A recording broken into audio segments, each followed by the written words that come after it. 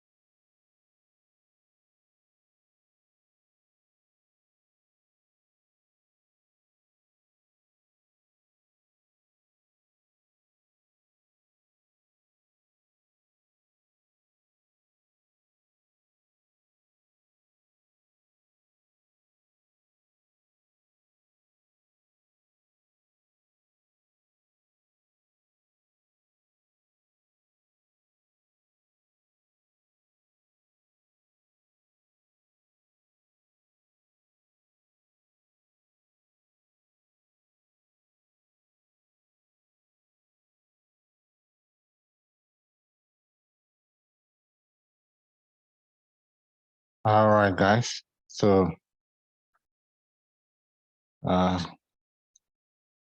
okay, let's start anyway. We are here, right? Yeah, good evening. Yeah, Sharon, good evening. All right, so welcome to class. We just want to have a peep into IT. So we're just gonna make this introduction. But the assumption is everyone is new to IT, which may not be particularly true in your case. But generally, we just want to make sure everybody is starting on as much as possible the same level. Betty is completely new to IT, right? Are you already an IT person? Well, if you would say or associate a Scrum Master to that, yeah, then yes. Okay. All But right. I What about? see me as Yes. a new person. Okay. Then are you already into tech? Yeah, so I mean, not technical. Cybersecurity sales and then hardware sales from Dell. So yeah, Okay. in a way, yeah, but not techie. Okay. All right. IT, but not tech. All right. So yeah, it's safe to just assume that we don't know. So you just, if you have some introduction, and then we are good to start with. All right. So I need a drawing board. Let me go Use this to-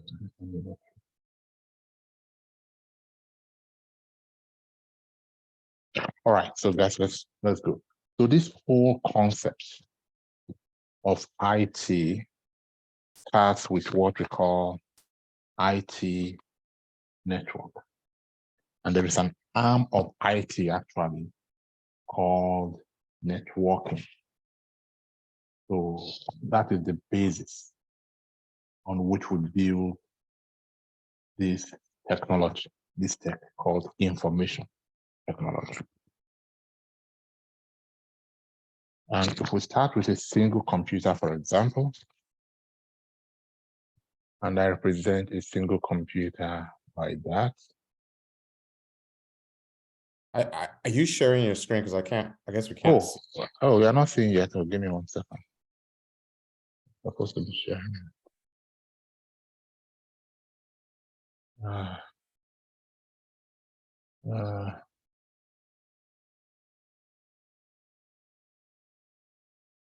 So share screen.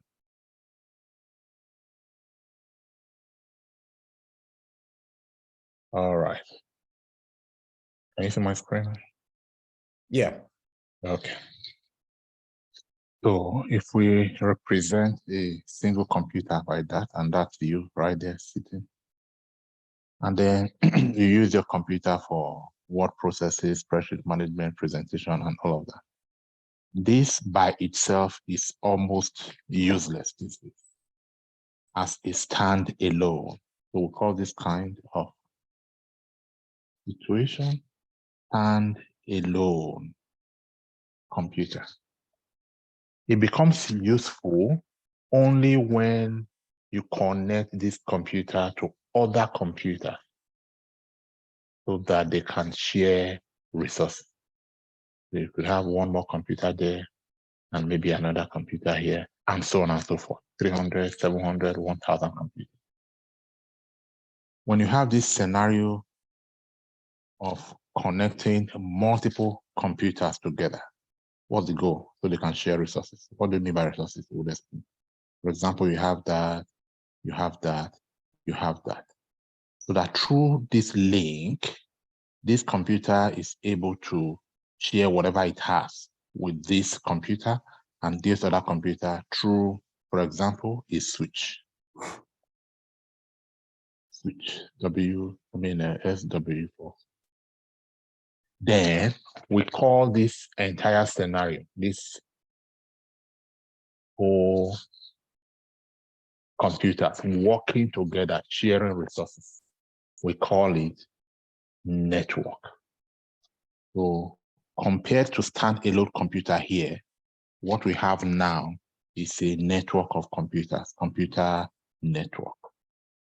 So it is on the basis of one computer sharing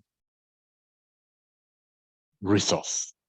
Resource could be data, it could be like a physical device, like a printer connected to this computer, but through this connection to the entire network, this computer too is now able to access this resource through this computer. In that case, we call this printer the resource. It's not only data, it's not, sometimes it could be maybe database that is connected to this computer, all right? And then this other computer on floor 7 of the same building is now able to access that same database through this network connection. In that case, our resource is this database. So resource could spread across hundreds of different kinds of resources, all right? But basically, this is how come about the term network. So a network could be a small network within a building, within a house. And that kind of small network is generally called local area network. All right. And then we have, of course, other kinds of networks, bigger kind of networks as used in enterprise environment, where, for example, you have another local area network there. Okay, because I need space, let me make them smaller. Another local area network there. And even maybe, or usually so, another network of mobile devices. All right, it will represent that by, let's change it. We'll have another network of mobile devices. That's a mobile phone, that's a tab, that's a, all right. So when you have all of these networks, this is your corporate head office, for example, headquarters, branch 1, branch 2 of the same company, and then customers, customer 1, customer 2, customer 3, customer 5,000, and so on and so forth. Everything together still forms a single network. But compared to this small network of maybe 300 or 5,000 computers within the headquarter building, which is called a LAN, compared to this LAN, this other bigger kind of network that is connecting customers, which is the main thing actually, with the corporate offices. You can see this drawing. This bigger kind of network is now called enterprise network. Enterprise network. So this whole thing is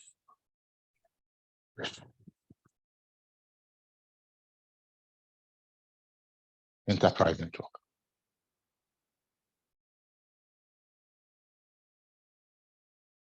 Enterprise network. So the kind of network we would have in mind every time we talk about network within the space of IT that we are covering would always be enterprise level network. This kind of network, we're not talking about just a few hundreds of computers. We're talking about thousands and millions of devices connected together in such a way that they can share resource, for example, internet, voice, data, same network belonging to the same company, T-Mobile, Verizon, Uber, Facebook, same network. Everybody, virtually everyone in the world can connect to that network. That is the level that we have in mind when we talk about enterprise network. And of course, these people are very, very, in fact, they are the main people, the customers, because you are in business for them. Therefore, when we talk about enterprise network, we would always be referring to, would have this set of users in mind. What we'll be talking about, customers. Whatever we are doing here, whatever we are doing on this server, are we able to connect these customers to that? That is always the consideration. All right. So I just mentioned server. What does server mean? Let's zoom here. So let's focus for now on the small network, this the LAN, otherwise called corporate network. All right. So if, like we illustrated earlier on, this is a printer, and all 300 computers on this corporate network, for example, it doesn't have to be so, would need to connect, we need to print to this printer. This printer is serving everybody, all the computers on this LAN. Then we call this computer through which they access this printer. We call this machine print.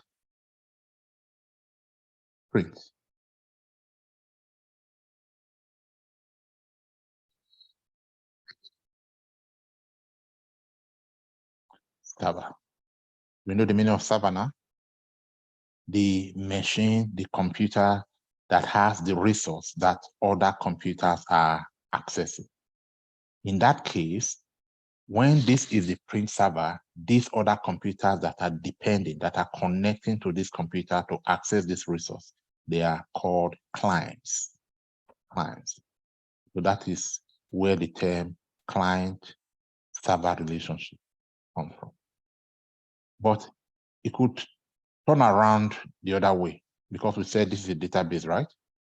And to access the database of all customers on this network, they have to connect to this computer too. Everyone has to connect to this computer too, in order to be able to access this database through that port. So it means that this computer too is serving the entire network when it comes to issues relating to database. Therefore, we call this machine server. What kind of server? Database server. We have file server, database server, print server, SQL server, this server, that server, thousands of different kinds of server, depending on what they are saying. All right. So customers should be able to access whatever you need them to access within your network. Enterprise network, especially when we talk about customers, then it's no longer corporate. Or generally speaking, when we talk about customers, what I have in mind is enterprise networks. Now, what is the difference? What's the main difference between corporate network and enterprise network?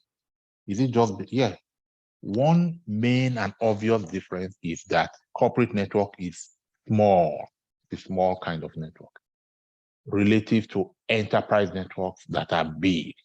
So small network would typically be a network of a few thousand computers. In theory, maybe up to 10,000 computers, but in practice, maybe just 1,000 or 2 or 3. And of course, enterprise network will be a bigger kind of network that is connecting thousands, millions, and even billions of customers to a service. When you hear about one company having 300 million customers, that the kind of network that serves those customers would definitely be enterprise level. All right. So, yeah, let's just stop there in terms of differentiating between enterprise and corporate. So, in the old school, if you had a job to do, what you would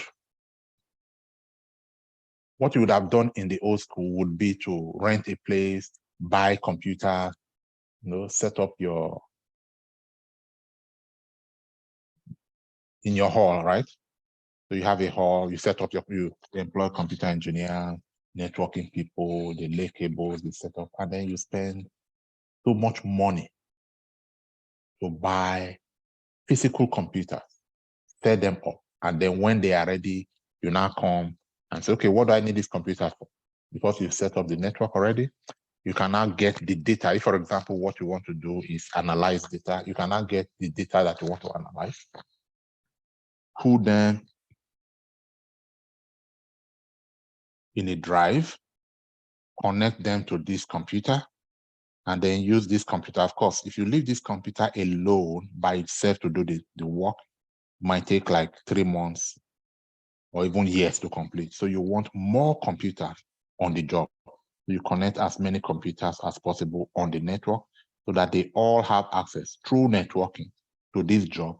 And you are able to analyze these 4 billion records and extract whatever the owner of the job, because you are just a contractor, for example, needs you to extract, and you give the job to them.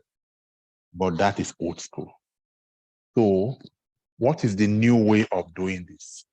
The new way of doing this is that you can set up this entire enterprise, not just the corporate, the entire enterprise by not renting a place, not buying any physical computer, not laying cables, not doing any of those old school, not following any of these old school processes.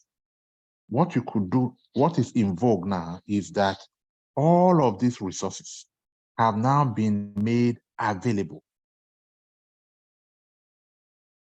through the concept of virtualization. What does that mean? It means that instead of physical computer, you now have virtual computers, virtual machine that you can set up within minutes, virtual machine. And all of these virtual machines are already interconnected. Everything you would have installed to get this ready in 6 months, they are already available in this virtualized environment for you to just tap into right away. So this virtualized environment where all of this network infrastructure from server to client to the operating system to the resources to your storages where you have your database to everything is already in here. So this environment where you have all of this infrastructure, that's what you call them generally. Anything, any of those devices or tools that you need to set up in this environment is called, bear with me, it's called cloud. All right. So we are no longer buying physical equipment. Equipment are now already available in cloud in virtual form. So all of this scenario that I painted here earlier, we can now set up in cloud in less than 5 minutes. And set up all of that.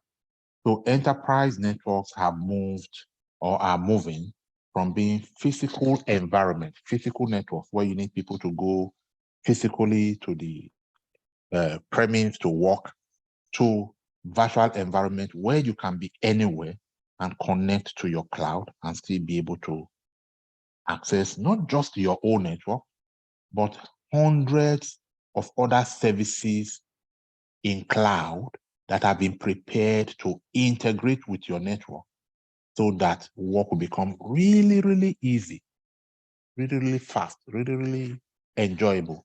And of course, meaning that you'd have opportunity to make more money, right? Hundreds of other services. So you also have them in cloud apart from your primary network, right? So this is the concept of cloud computing, the ability to go into this place called cloud, set up all of this infrastructure, everything is working fine, import this database, for example, if that's what you want to do, and then do your work. Or, as is more common, set up your own solution that will solve some earthly problems, like we'll see later. All right, so all of the Ubers, the Facebook, the delivery apps, and just think of anything software in IT, it is in this cloud that they are deployed because of the so many advantages. Setting up physical places to do that is no longer, you'll not be able to compete with people that are in cloud. So the competition has taken over. They are deployed in servers in cloud. And this is where it's from this cloud that they are now available to customers, always about customers. All right, so we'll just take a deep breath there, and then we'll revise what we've done so far, and then we'll build on that. All right.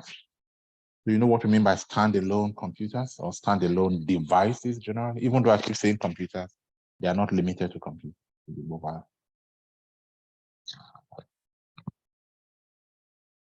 You know what standalones are?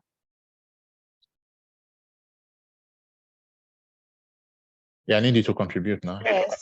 Yes. Okay. You know what network is and the difference between small networks called corporate networks and big networks called enterprise networks? Yes. Yeah. Okay. So something I did not mention about those.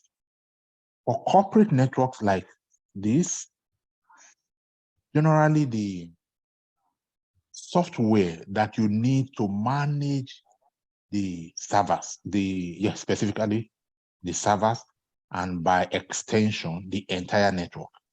Those software are called server operating system.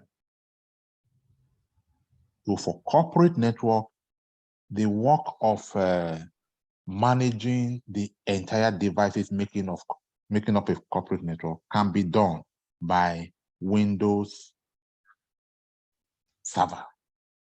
Yeah. But for enterprise networks of thousands and millions and billions of computers and devices, Windows Server is not suitable to manage the server and, like I said, by extension, the entire network. So the operating system that you need for enterprise level networks to manage them is Unix-based operating system. And the general example of a Unix-based open source operating system is Linux. So Windows is for corporate networks, and Linux is for enterprise network. So if you are learning Windows Server operating system, then you are learning how to manage corporate networks, how to administer. Instead of the word manage, we prefer the word administer when it comes to taking care of servers and the network. If you are learning Linux operating system, then you are learning how to administer enterprise networks. So because, like I said, anytime we talk about network, we're looking at enterprise networks. Our focus operating system throughout this course will not only be Linux operating system or enterprise. It's actually called enterprise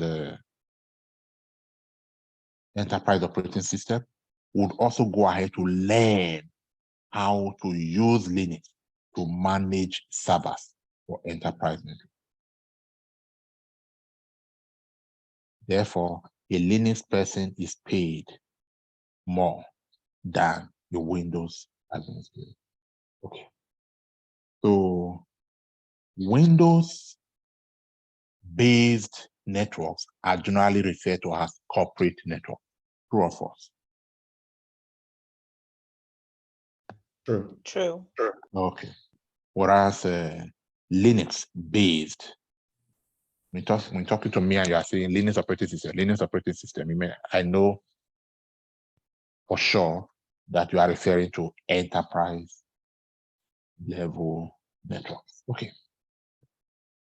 So when you move, or instead of setting up a physical,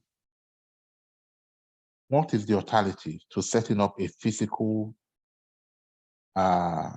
enterprise network? You get what I mean? What's the alternative to setting up your enterprise network physically? Buying computers, laying cables. Visual. Go to cloud. Go to cloud, correct. Yeah, what was the other answer? Visual, which is cloud still. Visual, okay. I guess you wanted to say virtualization. Oh, virtualization. Oh, I didn't Yeah. put it that way. Thank you. Yeah, and that would be more correct. So cloud is an offshoot of virtualization.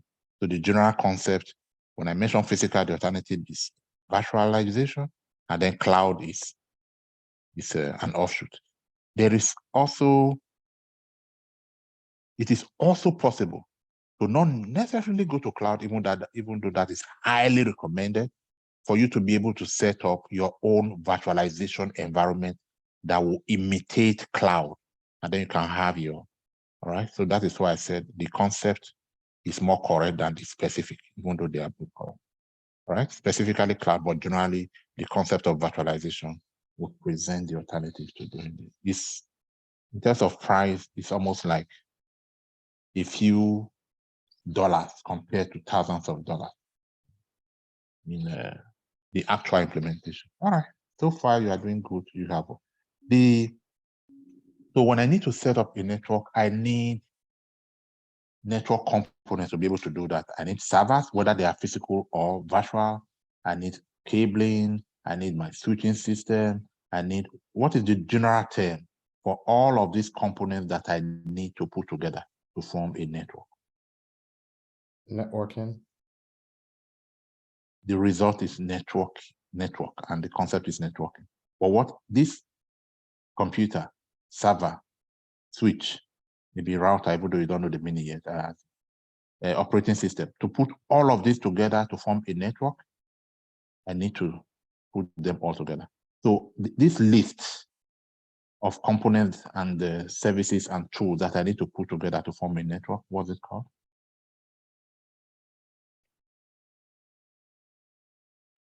Infrastructure. Is it the server SO operating system? Yeah, so operating system is part of it. OS is part of it. So they are all called Okay. together network infrastructure. Infrastructure. Yeah, the things that you put together, or when the network is already in place, all of the different parts, different components, different units that come together to make it work together. Network infrastructure. So this would be a server in cloud, is a network infrastructure. This could be a database in cloud, and so on, and they are all parts of it. All right, that's good. Any question from you? I've asked my own question. No, I think I'm good. Okay, everyone is good. Okay, so let's take the next step.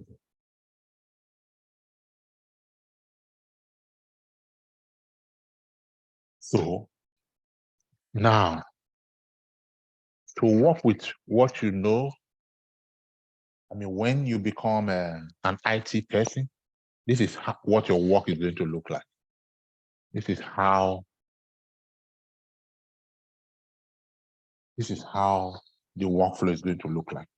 So typically, what your employer wants to achieve is, I mean, typically, usually so, not relatively so, is they have,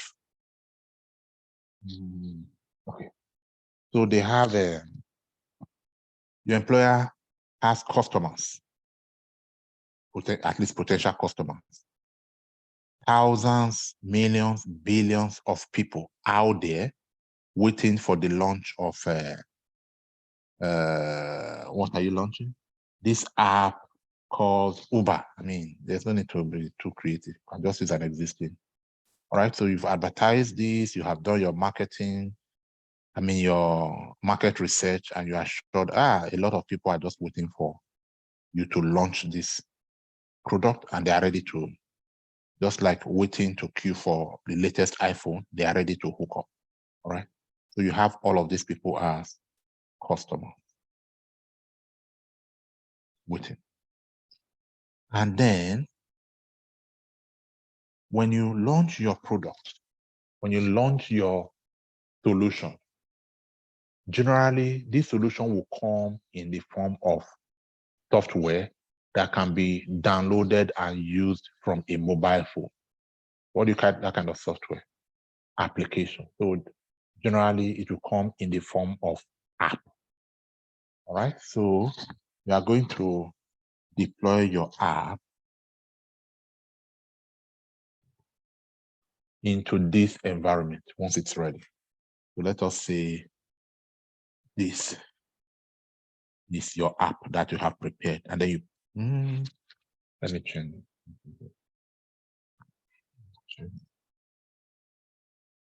So you have this. Where are you going to deploy your app to? To the cloud. Yes, to the cloud. That was why I mentioned. All right, so you are going to have your app here.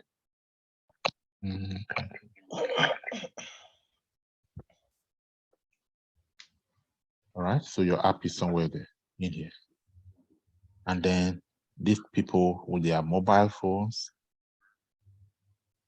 millions of them. I mean, even if you start with a few hundred, it's still the same concept.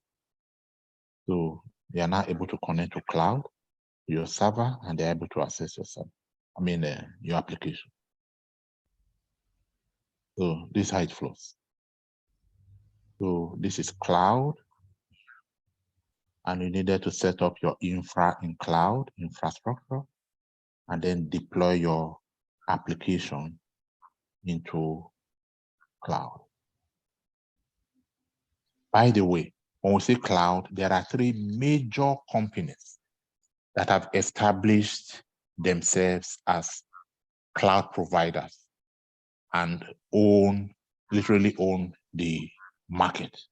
These companies are Amazon, the one owned by Amazon called AWS, another one owned by Microsoft called Microsoft Azure, and then the cloud owned by Google called Google Cloud Platform. All right. So sometimes instead of saying cloud, I may mention one of these. It's the same way of saying cloud. I'm just mentioning a particular service provider in cloud. So this is where you are coming to fit in. You are coming to make an application available to the public, or in the case of Uber, the application is already up. You are coming to maintain that application, make sure it is as much as possible. It's called high availability. Make sure it's really available and never goes down, and customers always have access to it. Now, when did this code come about? This code started, this application, sorry. The application started here at this level. What happened here? It was at this level that I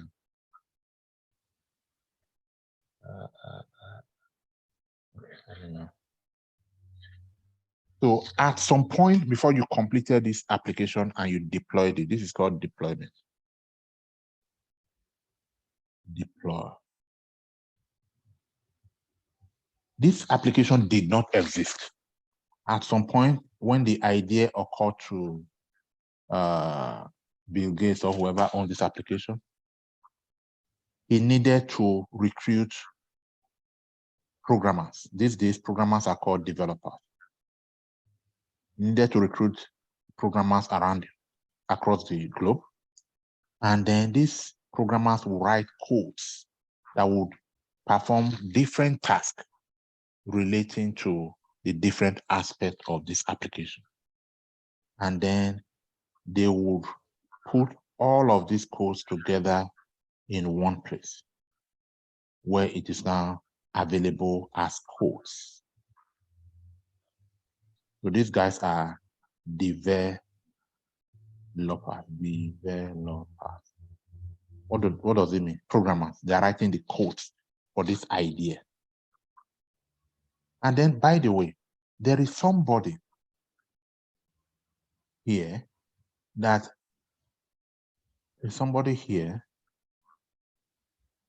understands the big picture, at least a bigger picture than what the developers are doing. So this person here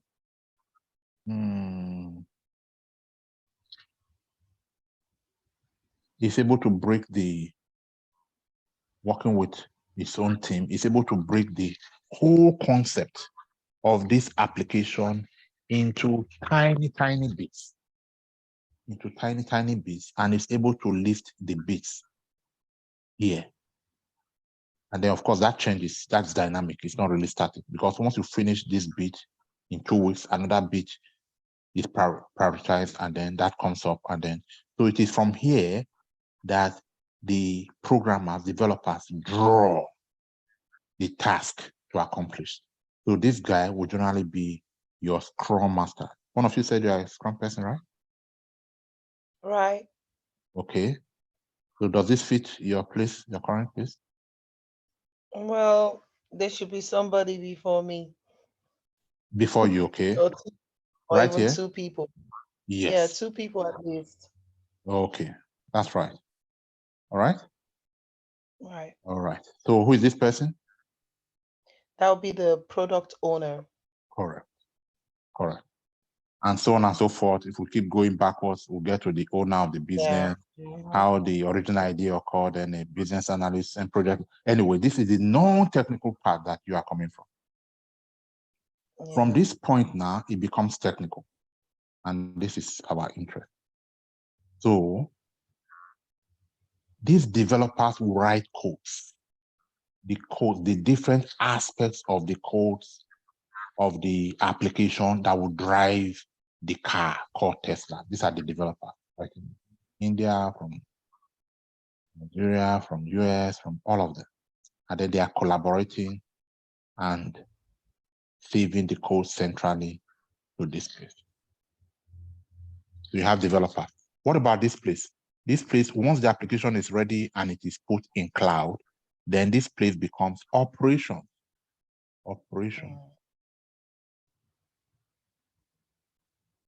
You have development department, if you want to call it that way, then you have operations as a separate unit.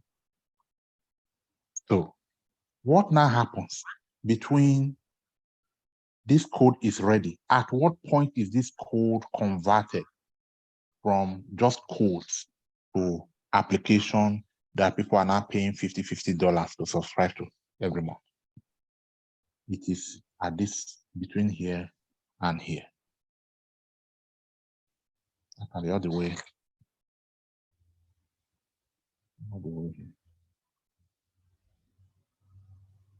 So the person that takes these codes and then build the code into applications and then release the code and then for now let us simplify, deploy the codes so that it is now ready in production, or specifically, generally the operation. That person is a DevOps engineer. So what we would be training you to become is how to, not just how to take this code, build it, release it, and deploy it, but how to automate, how to build it and automate the process in what you call continuous integration stroke continuous deployment pipeline. So this is where you would be as DevOps. DevOps, which means you have your two arm stretch, one arm towards the developers and one arm towards the operations. So DevOps is development and operation. So that's how we normally write this big letter, capital letter O. So in the process, you'll be learning so many tools. You'll be learning build tools, release tools, deployment tools. What if you are deploying to multiple servers at the same time? You'll be learning tools that will enable you to do that so that it's not just one server. And then you are going to learn, tools generally, that's not fighting, scare you with so many tools. So do you get the concept and where you'll be fitting in from this point of taking the code from the developer, deploying it to operations so that your customers will have access? Yeah. Awesome. I just have a question. Do you need to understand the code your developers write? No. So the developers would have the responsibility of writing and understanding the code. Okay. It's not your own. Your own responsibility is to understand these tools here and be able to use them to set up this pipeline. Okay. So if anything comes, it's a team job, it's a teamwork. So if anything comes up that is related to codes,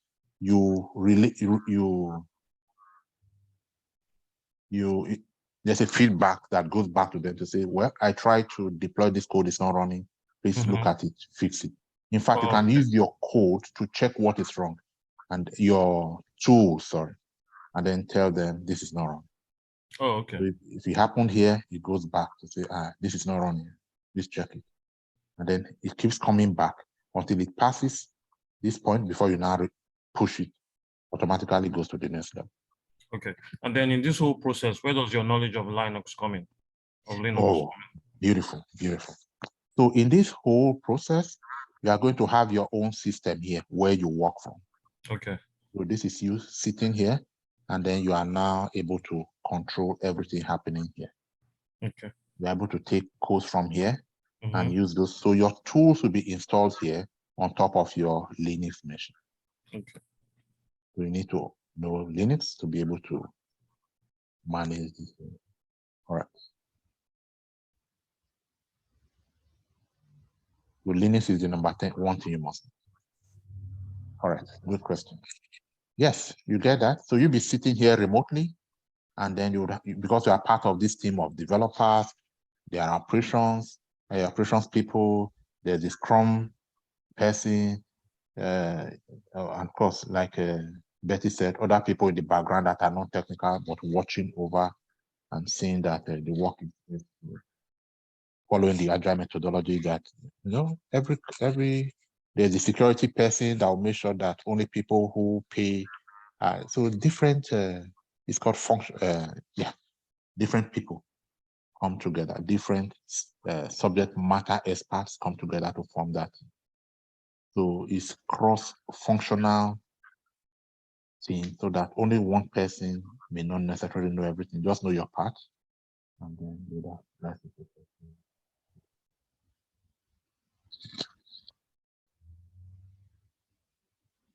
All right. So for this cloud, we'll specifically, at least for a start, be using AWS as our cloud provider. So we'll be deploying, first of all, we'll learn Linux as an operating system, how we can set up a system in cloud, put Linux there, and then we're going to practice. How do you move file from server to server? How do you tell Linux this file can only be accessed by this, not by everybody? How do you tell Linux how to automatically copy file from one directory to how? You will learn a lot of commands relating to how to administer servers in cloud using Linux operating system. All right. However, that is focusing on Linux, even though you are doing it in cloud. Then the second course would be to teach you AWS, which goes beyond Linux, to teach you other infrastructure, other tools, other services in cloud, with which you can now form the real enterprise network in cloud. There's the security part, there is the high availability part, there's the scalability part, there is access to other services. Yeah, you learn all of that. So that is AWS. And then after you know that, you are going to learn infrastructure as code. What does that mean? That means that you will now reduce the frequency of going into cloud to do things. In fact, you may not even have access to go into your employer's cloud environment, VPC, to do stuff using console, using GUI. Under infrastructure as code, you now learn to sit here on your system, run codes. Oh, I said earlier on that you don't need to know codes, right? To be able to do your work. Yeah. To differentiate between the kind of codes that I meant that these people use and the kind of codes that I'm talking about here, which is tool generated, I'll prefer to call this kind of code scripts. Again, they are generated by the tools that you are using here. It's not really you doing them. Okay. So you Can I ask something quickly? Yeah.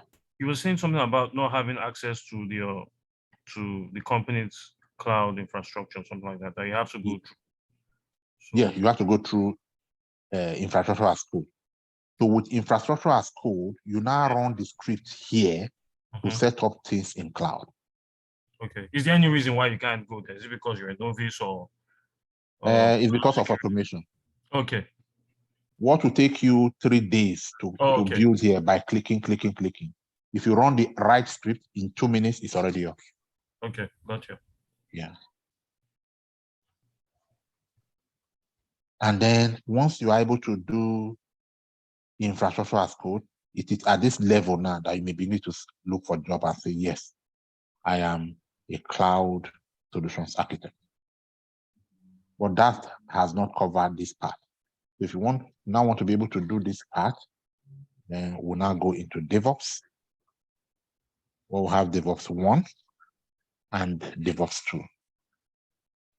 mean, that's the way I have classified them. It doesn't really happen.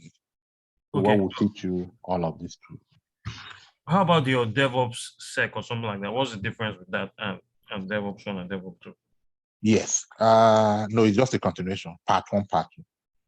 So Okay. Dev Tech Ops is just saying that security is no longer.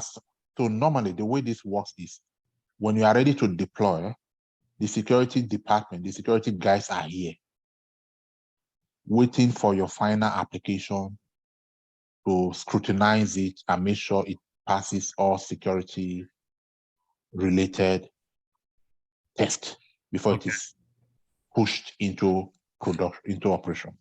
Okay.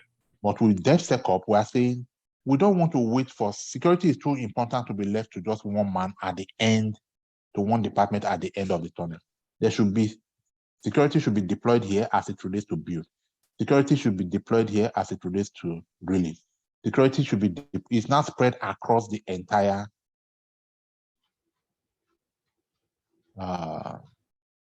entire pipeline. So what does that mean? That you need to learn security tools that are related to DevOps on top of this other. So that is the concept of Dev Security Operation. Instead of integrating 2 units, you are now integrating 3 units. You are integrating development with operations with security. But it's optional, it's not compulsory to do it. It's not even a matter of whether it's optional or not. It's just that this is where IT, this arm of IT is going now.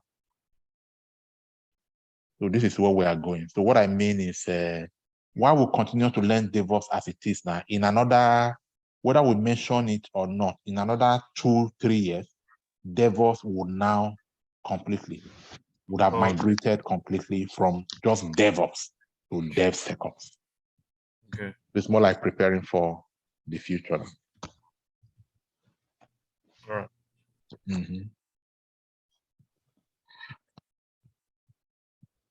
All right, so back to everyone's class. So that the person who was asking that question, who was that, sorry? Appears to be an IT person already. Yeah, my name is Ugo. Ugo, okay. All right, so back to elementary class. Well, did we lose you? Did you understand the basics of how we'll move from Linux all the way to DevOps? And it is at this DevOps level now that you can know confidently that, yes, you have a profession, and whatever happens, nothing is, especially when you build it on this kind of great foundation, and not just hop into some 2 weeks program or 3 months program. I mean, 3 weeks program. Yes, questions, contributions.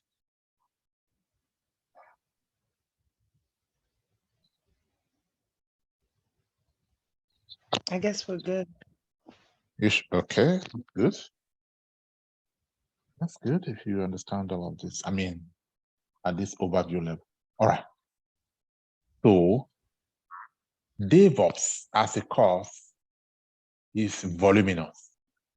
It's not so, I mean, it's voluminous, and there are so many tools. So when you really know these tools, you know what you are doing, you have the big picture understanding, you know where, then you are respected and you are paid well. I mean, even if the entry level would be 110, 100, 120, ultimately you'll be paid well after you have gained like 2 years experience.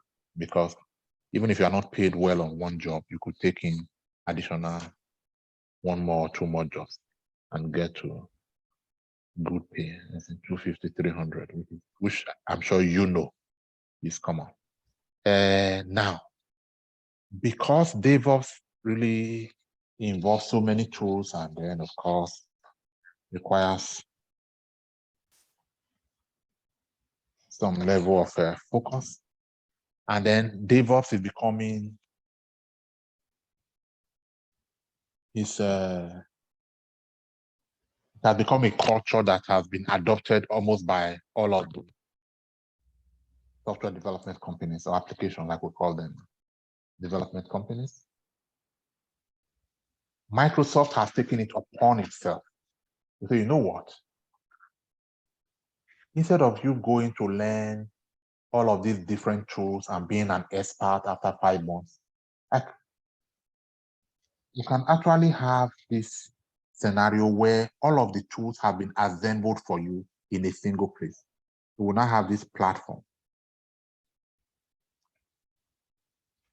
where you don't need to go to Jenkins to go and do something. You don't need to go to GitHub to go and do your code repository. You don't need to go to Docker Hub to go and do your image repository. You don't need to go to Ansible.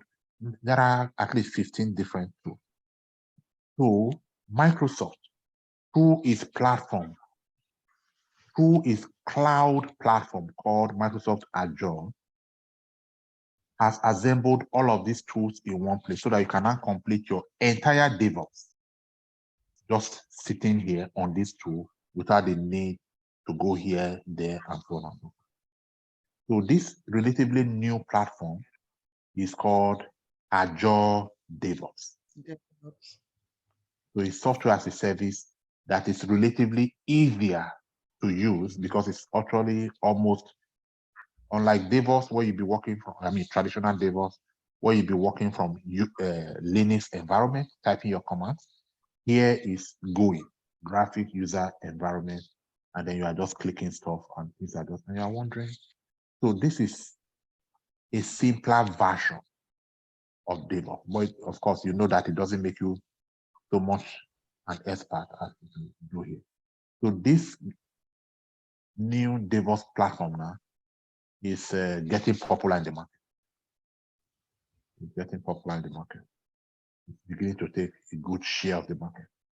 So out of 100% people, 100% industry share deploying DevOps, you can see, I'm just guessing, I'm not really, up to 25% of them now are specifically using DevOps, Azure DevOps on top of the traditional DevOps. So this is a relatively new course.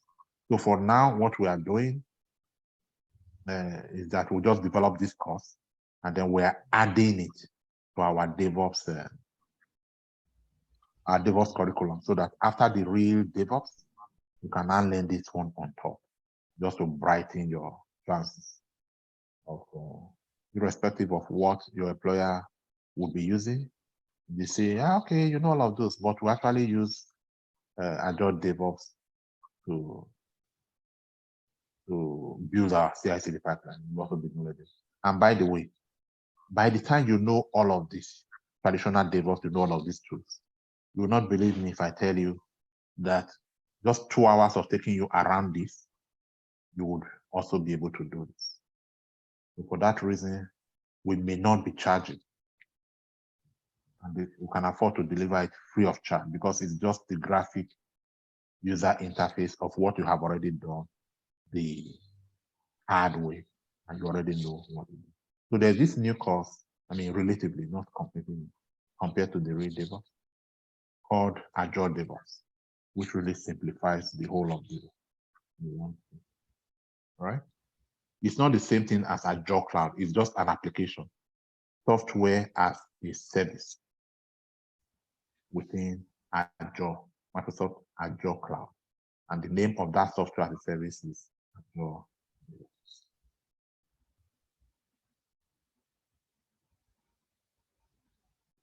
Did you get that? Yeah. Yeah.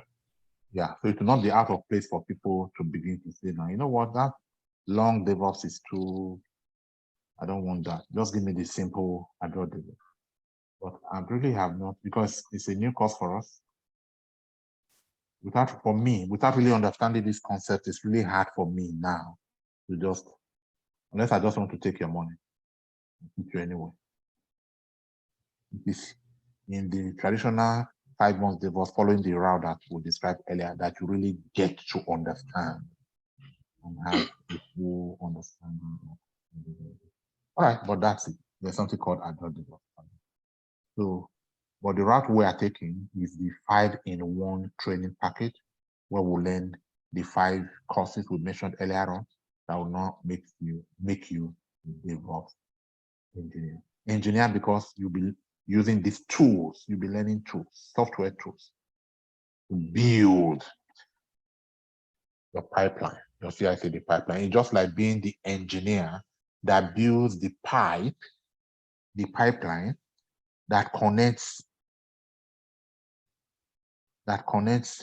the rig system, the oil drill system. They drill oil from thousands of kilometers down, right? And then it passes through this pipeline all the way to where? Refinery. And then the raw oil is, the crude oil is refined, and then it's now made available as all the different products too. Yeah, that's similar. This is your pipeline. This is where the concept of taking. So this raw oil, this crude oil being drilled from here by the developer. And then this operation is the refinery. And then once it is ready, it's now distributed to as kerosene, EMS, and so on. So the people who build this pipeline, what are they? They're engineers. So that's why you will be engineer, irrespective of what background you are coming from. However, if you learn DevOps Azure only, it should not be right to call you engineer because you are just clicking stuff. So I prefer to call you administrator. So DevOps, Azure DevOps administrator, but DevOps engineer.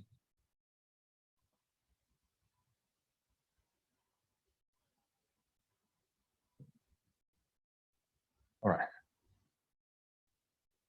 Yes, questions? I can interact a little bit now. Question from you or question from me? I'm good. Okay. I'm good. Okay. So it looks like you are bright students, right? Anybody completely new to IT? Any other person? Halima.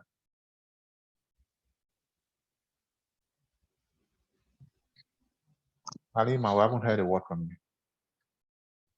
Are you there?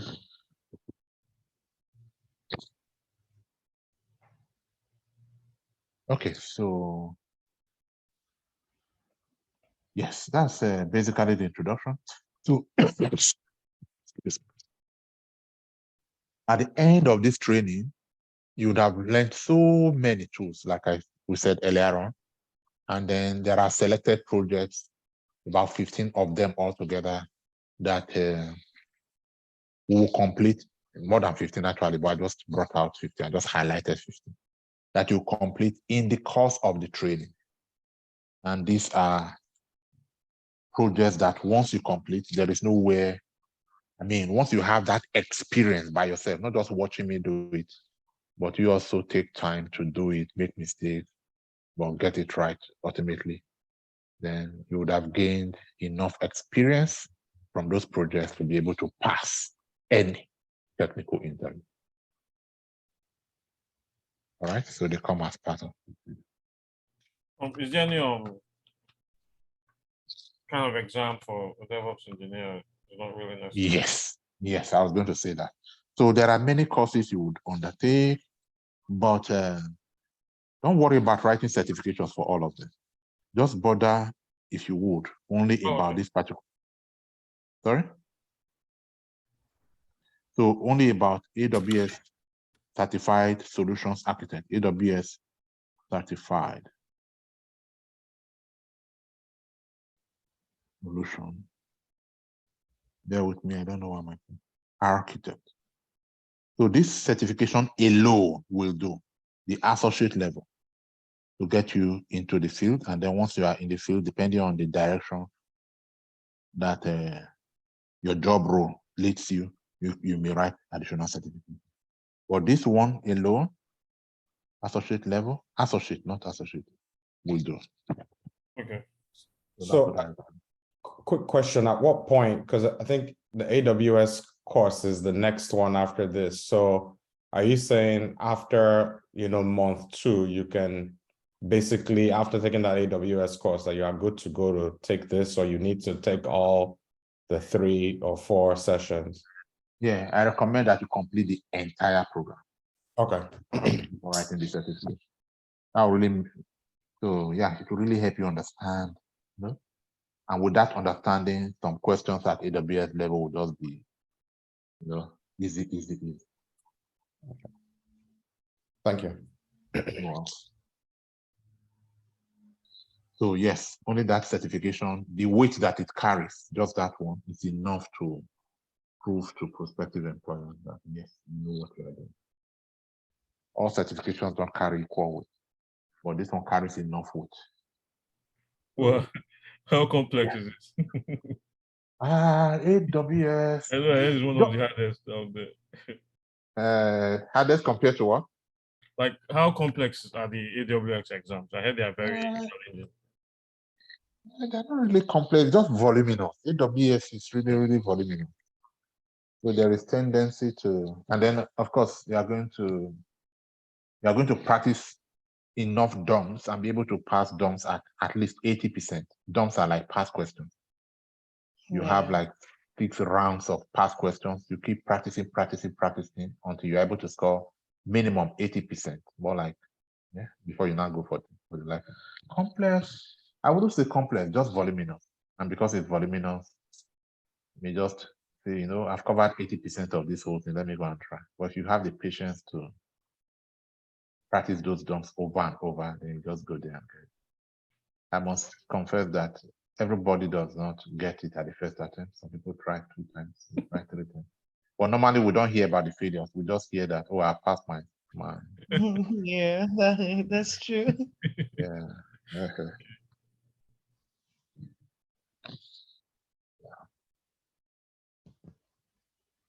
But these days you can actually get a job without the certification. It's becoming more common to get a job without certification because even the certifications have become so adulterated that even when you don't know anything, you just pay some Indian guys to write it for you. What's the use? So these days employers are just like, you know what? Keep your certificate, take this assignment, go and do it, and then come and explain to me how you did it. So that's why it's good for us as trainers because people are now coming back to class and say, you know what? I have done the theory, but I really want to have a feel of how these things work out there and be able to claim the experience instead of just claiming it. Okay.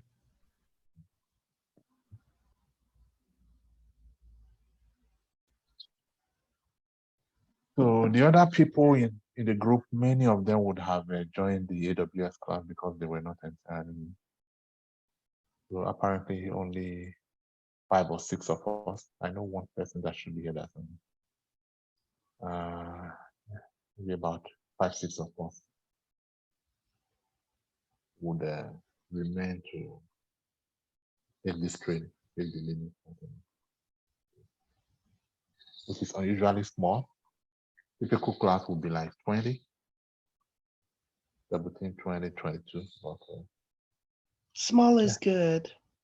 Not good for my pocket. Not for you, but for us. Yeah. Yes. So yeah, that was the intro. We're not starting the real course today, so we just yeah, even though you all appear to be okay, because we are not so many, that's why. It was a big class and people asking questions like, what is computer? What do you mean by switch? What then, of course. Different. Yeah, all the same, not everyone here has paid, so we're not actually able to start the real course right now. Let's spend another 20 minutes to just do general talk, interact. And by the way, let me show my face at some point, at least to you. So I have a question though. So, you know, obviously we're doing this course, everybody is trying to land a job. What do you do in terms of your resume, you know, in terms of, hey, what's your experience in to, you know, land that position as AWS architect? What do I do? Or you know, what are we going to do? Because I mean, at the end of we take this course, you know, you go and apply for a job. The first thing they're going to ask you is, hey, what's your experience? You know, so how do we overcome that? Yeah, we mentioned that. So there will be the number of projects that you would start to implement from AWS, just 1 or 2 in AWS, but the real projects are under DevOps. So we are going to 15 of them at least. Did you see the advert about 15? I talked about 15. Yeah. So once you can practice those projects, then you can lay claim to the experience. What Right, 15? What 15? Sorry, I'm sorry. Yeah. What 15 stuff were you talking about? You asked him. Yeah, I if mean you the saw total 15. number of projects that you would complete as part of this training. They are at least 15. But that's where the experience is coming from. Okay, tell me, what have you done before? I set up a CI/CD from scratch for social company, and then we deploy to production, and then we had this error. That is where the experience is coming from for you to be able to say, I have this experience. So all of that, those experiences will go into your resume. Your resume is already ready and prepared in such a way that within hours of putting it on in the right place, you begin to get calls and notifications about people interested in you. So it's already market ready. So what we're doing is training you to be able to defend what the resume that we are giving you. All right. And then of course, if you are coming from a non-IT background, you can use the training to claim up to 4 years. You can claim between 2 years and 4 years experience. You go out there and say, I'm completely new in IT, I've not done anything, I'm fresh from training, nobody will hire you. So you are going to claim that you have up to 4 years experience. And then the questions that will be asked around the 4 years of experience. What did you do in the 4 years? All of them will be gained from the project. I have a question. Yeah. Ugo, you wanted to go first? Oh no, okay. Just a quick question. Are you going to be our trainer the entire during the whole course, or it's No, so I'm a specialist in DevOps. Those tools that I talked about, the Ansible, the Kubernetes, so that's where I'm the expert. So the last 2 courses, I will come and take you those ones. As for the preparations, I might be able to take you Linux to give you the same foundation, and then leave you to the Terraform guy to go to take you Terraform.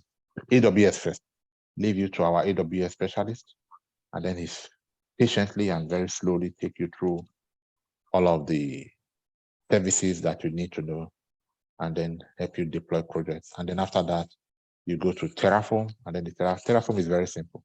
Because remember that in all of this, we are using tools. Terraform by itself is a tool that will just generate the script for you, just copy paste, right?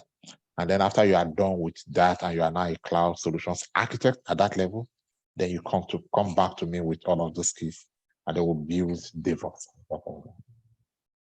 Oh, so Ugo, you're done, right? Let me go ahead with mine. Yeah, I'm done. Thank you. I think I have 2 questions. The first one would be, every stage that you have talked about, what is the duration? 1 month. So Linux will be 1 month of training. AWS, 1 month. The infrastructure as code, 1 month. DevOps 1, actually it's just DevOps, but I just split them into 2. DevOps part 1, you'll be learning a lot of tools, 1 month. And then DevOps part 2, specifically that will be focusing on Kubernetes, which is a relatively new production environment in DevOps, 1 month. So with all of that, 5 months. Yeah, 5 months altogether. Oh wow. It's a 5 months training. But of course, if you decide at any point that No. You know, it's not just free, you know. So yeah. Then the second question I had: are you going to be, or whoever, are they going to be taking us up on interview questions or prep? Yeah. All of the training from day 1, even from Linux, is geared towards helping you answer interview questions. So that's why it's not always me talking.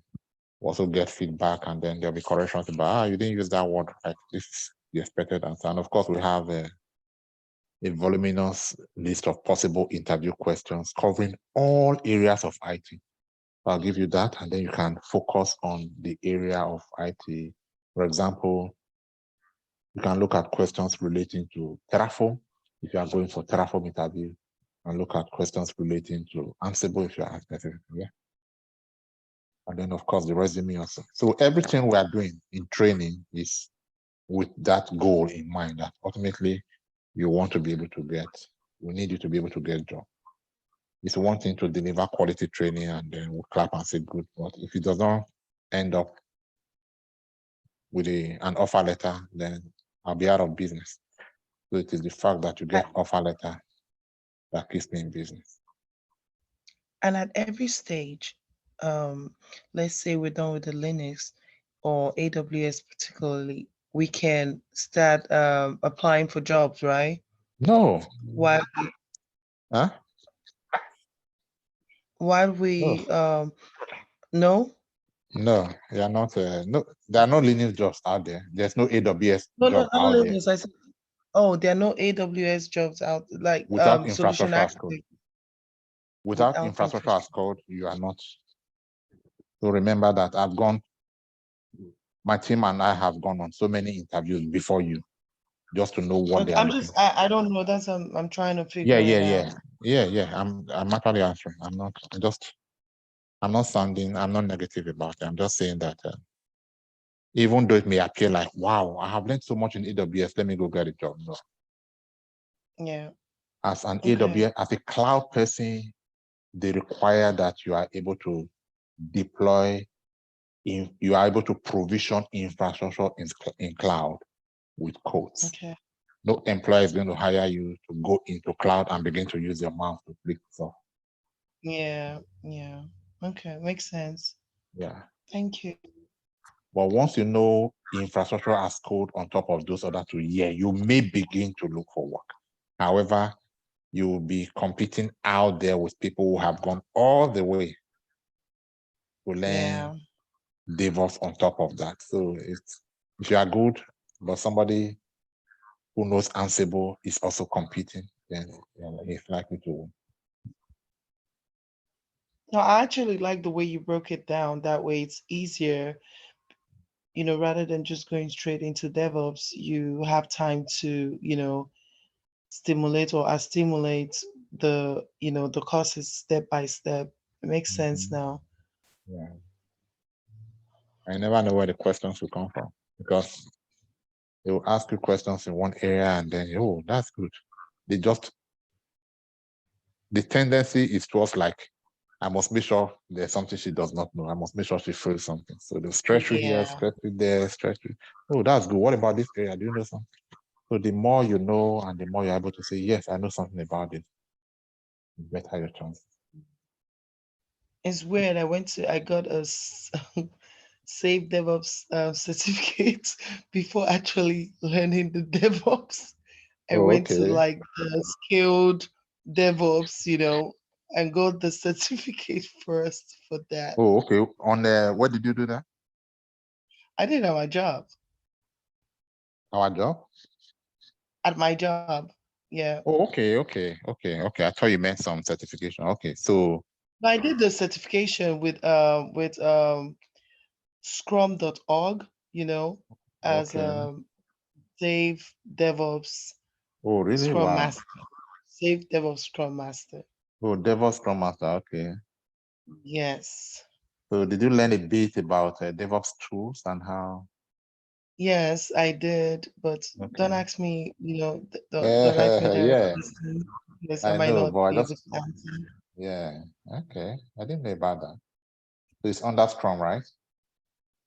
It's under Scrum. It's, still trying to understand the pipeline as a Scrum Master, how you can facilitate this whole process, Wow. Yeah. Got you. I actually have a good number of Scrum guys in my other classes. There's a class of 3 Scrum people. They are now moving to, I'll be starting DevOps 1 with them tomorrow. I took them Linux, then really, and then I have another class. Scrum guys really are now really interested in the technical aspects, so that, like you said, like you observed, they want to really have a feel and feel confident to be able to manage the people who do stuff. Yeah, and not just be a Scrum Master anymore, really, because most times you see openings for technical Scrum Masters or Okay. just technical project managers, or just be a tech person. Yeah. You know, so for me, I think I want to be able to be versatile, you know, and not just be a Scrum Master. You know, I can also look for work as a tech person, an engineer or something. So Wow. that's my goal. Yeah. This will help. This will help because Amen. not just a 1 week or 2 weeks rush program. It's really building you on first principle. And that's it. Because anything else, you'll not be able to troubleshoot. Maybe you can set it up and it works, but what if somebody removes something somewhere? You'll be confused. I know, right? But once you get the concept, then you know how it flows, you know where to check. Oh, this is it. That will make the job enjoyable. True. True. So the next class is next week, Monday. Yes, so let me see the calendar. Yeah, today's Wednesday. So next week, Monday on the 6th, we'll go into cloud. We should go into cloud, set up our server, and begin to practice Linux right away. Okay. Is there any things we need to do before then to, No, absolutely nothing. You need your laptop that is internet ready. Even if you don't have a cloud account, no problem. I'll show you how to create a free tier account in cloud. Okay. And then we'll log in together and begin to start. We start with the basic command, make directory, change directory, remove directory, create files. And then we'll move to complex side of Linux where we begin to install packages from scratch. And every time we are starting a new server, so there's nothing already packaged. You know, sometimes we also have, as trainers, we have difficulties. And then sometimes we just do the stuff before class. And then, so in this case, though, we are building everything from scratch, everything. So it's so transparent that you'll be able to build stuff by yourself simply by watching the video. Okay. Based on what you and Sheung said, I'm sorry, guys. I told you earlier that I started some, basic classes on Linux, command line interface, VS Code, and the console and EC2, whatever. Okay. But I realized that when you're using a Windows laptop, is different from the commands or the operating system, or however term suits the directive or whatever I'm trying to say. Mac is different from Windows. So if some people are using Mac and some people are using Windows, the navigation is different. That I had to learn. Don't worry about it. We have a third-party SSH client that you install, and then everything will be uniform from that point. Okay. So there's mobile XTEM as SSH client that is Windows compliant, and there is a Tamius, which is both Windows and the Mac compliant. So once we are all on Tamius, SSH into our server and cloud, then we're on the same note. No discrimination. Okay. Then somebody asked in text in the chat, do you have to learn Linux? Man, that's hard to answer. I don't know how much of Linux you already know.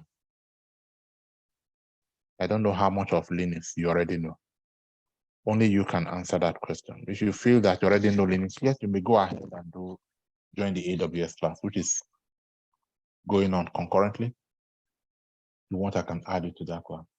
But if you feel that you don't know enough Linux, for example, are you able to transfer? Are you able to set up 2 servers and transfer files from one server to another server when both servers are in cloud? Are you able to set up packages apart from being able to set up your Oracle database on Linux system? Are you able to set up web server? Are you able to SSH remotely into servers? Yes, if you can do all of that, then you may not need to do Linux anymore. risk going straight to AWS and save that time and that money. So it depends on your confidence level. So yeah, and then security in Linux. If I say, if a file has a RW hyphen W hyphen hyphen hyphen hyphen, what does that mean? And if I want to make that file available to the whole world, to the user, the group, and the whole world, what's the permission numeric sign that I apply? Do you know what Chmod 777 is, for example? The most sit first. So if you know all of that already, then no need to learn it. You already know it. But if all of this is something like Greek, then you may have to take Linux first. Because at least that first of all makes you, even though the job out there, they are not so easy to get at that level, completing the Linux class first of all makes you an enterprise network administrator. At least you have that title first after that first one. Enterprise network administrator with Linux operating system. By the time you complete AWS and infrastructure as code, then you become cloud solutions architect. You are still in training, but you're already accumulating those types. And then by the time you complete DevOps, you now become DevOps.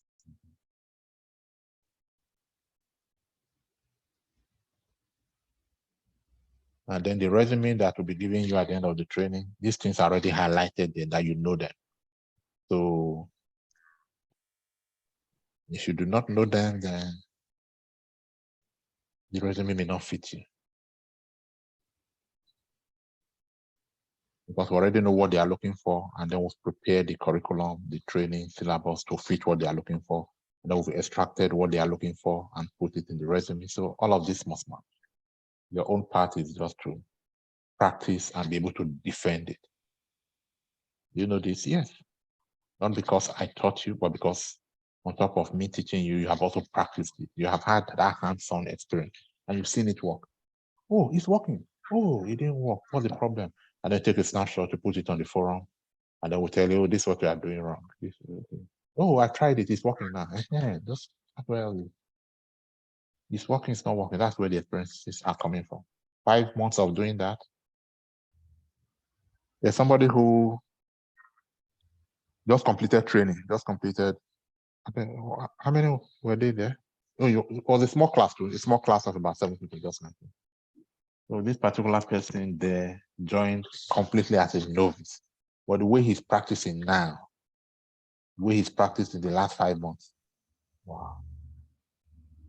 I can bet that he's even better now than somebody who entered with some level of experience. Practicing because he knows where he's at. And I was kidding with him, say, okay, we're just talking like that. And I said, for you, you might be looking at 80K jobs. Say, Mr. Akin, I'm going to get 6-figure job. You know how much practice I put in and how many interviews I've attended, the rate I'm going, I'm not taking anything less. So he knows what he's doing just because he's been practicing.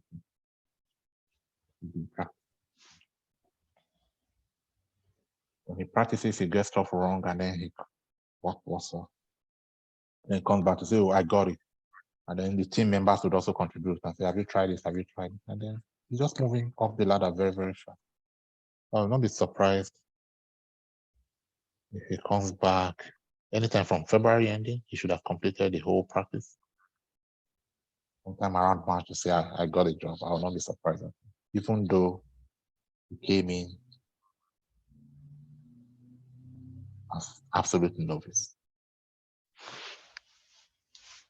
So I'm just saying that to emphasize that practice is the real.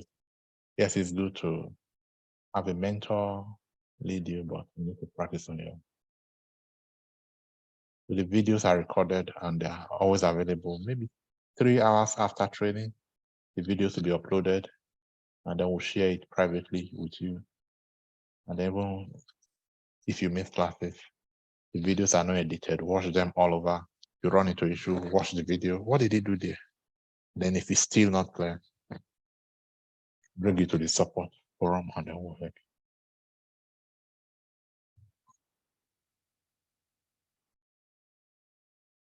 Yes. Questions?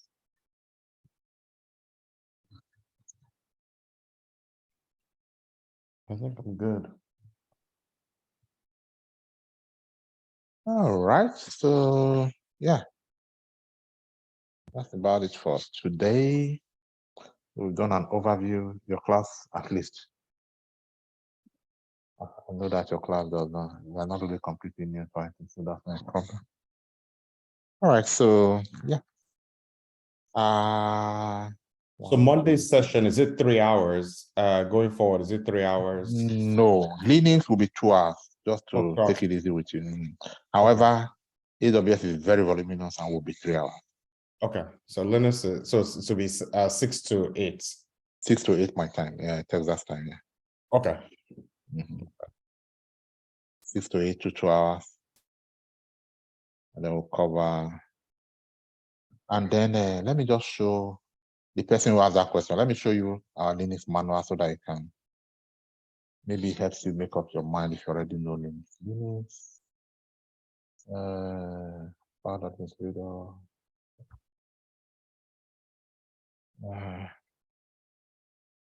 Let me take this off first. Okay. So can you see my screen? It's still showing the paint. All right. So this is all we've been doing in Linux. All right. So the install, we'll go into AWS and set up our Linux server. Every time we'll do this every time. Every time we come to class, we set up a new server, and then we'll connect to the server. This is our Linux screen. And then we use any of these methods. Specifically, we are going to use, these are the different SSH clients, but this time we are going to use this one, because it is this one that supports both Mac and Windows users, so that we can SSH into our server. And then it talks about how to configure it, which we are going to do in class. We explain Linux, the different distributions of Linux. Yeah. So these commands, these are the commands we should know. The person who asked about, should you do Linux? Change directory, make directory, release directory, ls, how to cut a file, how to tar a file, and then extract the tar file, how to move, grep, find files, how to create users and create groups, when to use user and when to use root, all these commands relating to creating groups and managing groups. And then, of course, this is what I was explaining about. I mean, what I was asking about. Do you know the meaning of this sign? RW-R and all of that relating to this file. All right, very important. Permission sets for files and directory. All right. If I want to assign read-write permission to a file, it will be 777 for and so on and so forth. And then this assignment here. And then if I wanted, okay, just then the user bit and group bit, sticky bit, what's the meaning? What do we use? File access control. Installing packages. How do we install packages? How do we install NTP? And how do we convert a Linux server to a web server? You get used to, then you do the practicals, and then you actually browse your server in cloud to see that it's actually the web server, right? How do you create and run batch scripts or to make processes for you in Linux? How do you create multiple accounts? How do you SSH into multiple Linux? So if all of this is already familiar, then you don't need to do Linux. But if they are not familiar, then maybe you should do them. So this is just the note. Of course, there are other things that we'll be discussing in class relating to interview questions, and depending on the contributions that you make, it's not just giving you the manual, we're actually discussing real life scenarios in class. And then we are seeing things work practically. It's not just entering the command, we're using the commands to run projects. For example, this HTTPD will be, and all of them, they are live so that you actually see them working. it's not this how we do it. You actually see that, oh, because we did that, it is working like this. All right. So I just wanted you to know what we'll cover so that you can make up your mind whether it's something you already know. And then these are the things that we'll be doing on a routine basis as part of your DevOps task. Because like somebody asked, you are sitting on a Linux machine to perform your DevOps roles. If you don't know the Linux by itself, then how are you now able to perform the roles? It's very fundamental. All right.